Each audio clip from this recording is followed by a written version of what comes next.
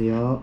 11월 계절별 도로 안전교육 진행하도록 하겠습니다. 이번 겨울에는 불규칙적으로 기온이 큰 폭으로 떨어지는 날들이 많을 것으로 예상되고 있습니다. 1월에는 국직성 폭설도 많이 발생할 것으로 보는데요. 이처럼 기온이 급격하게 떨어지면 차량의 고장이 발생할 가능성이 높아지므로 수시로 점검해야 할 필요가 있고, 평소에 기상 여건을 고려하지 않고 운행하던 습관으로 인해 겨울철에는 눈과 빙판, 깨일 등으로 인해 사고 위험이 높아집니다. 따라서 안전한 운행이 될 수 있도록 충분한 안전거리 확보와 운행 시에는 지역별 기상 조건을 미리 숙지할 필요가 있습니다. 또한 졸음운전도 겨울에는 빼놓을 수 없는데요. 히터의 온도를 조금 낮게 설정하고 차내를 자주 환기시켜 이산화탄소에 노출이 심해지지 않도록 조절해야 되며, 졸음으로 인한 위험이 우려될 경우 반드시 운행을 멈추고 충분한 휴식과 스트레칭을 병행하여 서두르지 않는 것이 안전운전에 도움이 됩니다. 사실 우리 모두가 이러한 내용을 인지하고 있고 이해하고 있다고 생각하고 있습니다. 하지만 이런 이유로 저런 이유로 그냥 하시는 경우도 많고, 사실 저도 그렇습니다. 어떠한 상황이 발생하거나 컨디션이 안 좋은 날에는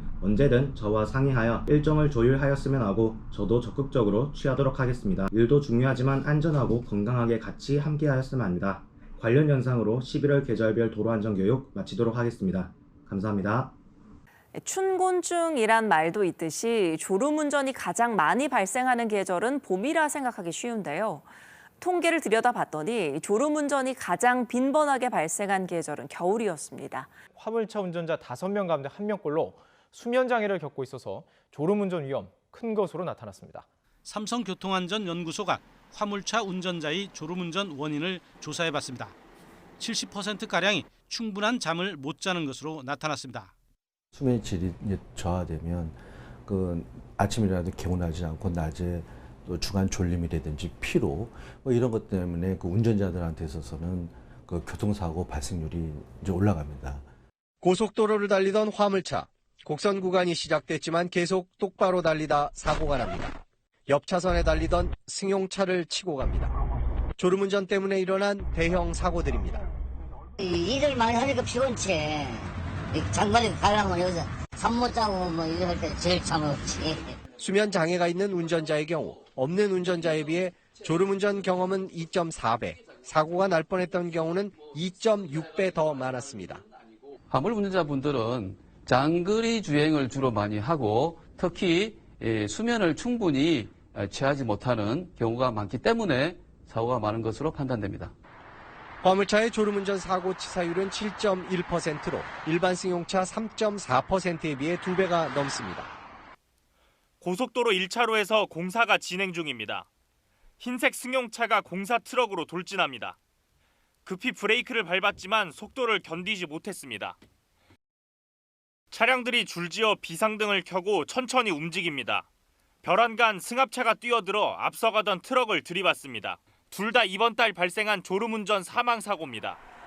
최근 3년 동안 전국의 고속도로에서 발생한 사망사고 가운데 졸음운전 비율을 보면 겨울이 73%로 가장 높고 여름이 64%로 가장 낮았습니다. 봄은 70% 정도입니다. 문제는 이산화탄소입니다. 이산화탄소 농도가 올라가면 반대로 산소 농도는 낮아지게 되고, 그러다 보면 뇌로 가는 산소량이 떨어지기 때문에 졸음이 유발됩니다. 운전 환경에 따른 이산화탄소 농도를 재봤습니다. 밀폐된 상태, 1000ppm으로 시작해 1시간 만에 5000ppm을 넘깁니다. 지금부터는 창문을 열고 이산화탄소 농도가 얼마나 떨어지는지 확인해 보겠습니다. 10분도 안 돼 이산화탄소 농도가 1000ppm 아래로 떨어집니다.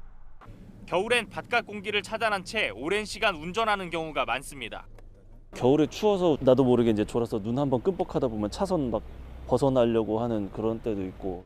농도가 2000ppm을 넘게 되면 피로감을 느끼기 시작하고요. 그리고 5000ppm을 넘게 되면 참기 힘든 졸음이 몰려오게 됩니다. 도로교통공단은 적어도 30분에 한 번은 창문을 열고 환기를 시켜야 졸음을 막을 수 있다고 조언합니다. KBS 뉴스 조휴연입니다.